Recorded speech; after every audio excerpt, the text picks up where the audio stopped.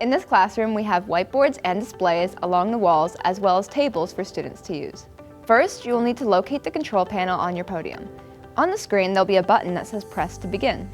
Once you press the button, all of the displays along the walls of the classroom will turn on.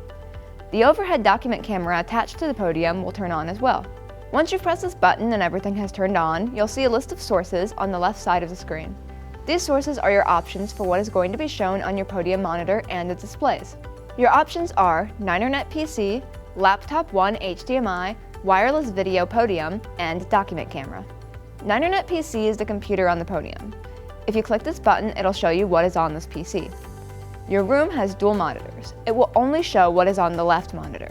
The right monitor is free for you to use without it being displayed. Laptop 1 HDMI is if you have a secondary laptop that has an HDMI port. You can plug the HDMI cord located on the podium into the laptop. Once you click the button, the displays will show what is on the laptop. Next is wireless video podium.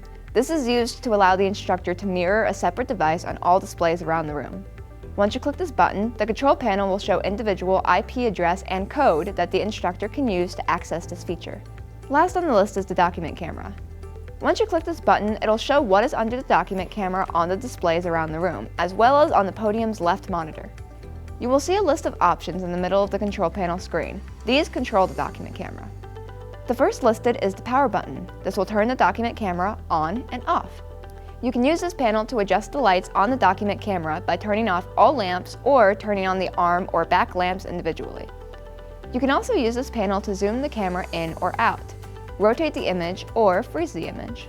There are also buttons on the document camera itself to control these features. To return to the main menu and no longer show the document camera screen, you can press the button of the source you want to use. Keep in mind, when you switch between the sources, your right monitor will switch to them as well. So while in a source that is not NinerNet PC, you will only have access to the computer through the right monitor.